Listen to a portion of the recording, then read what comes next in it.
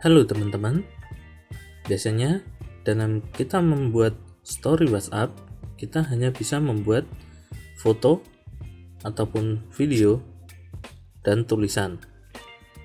Dan di tahun ini ada fitur terbaru dari WhatsApp, yaitu kita bisa membuat story menggunakan voice note atau rekaman suara kita ya teman-teman.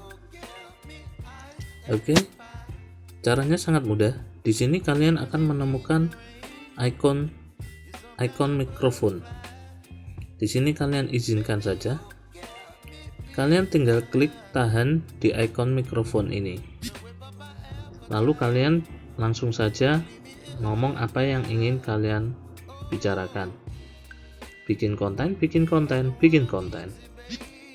Oke, setelah selesai lepaskan, lalu kalian kirim saja seperti biasa.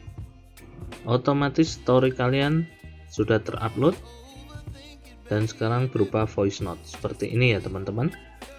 Bikin konten.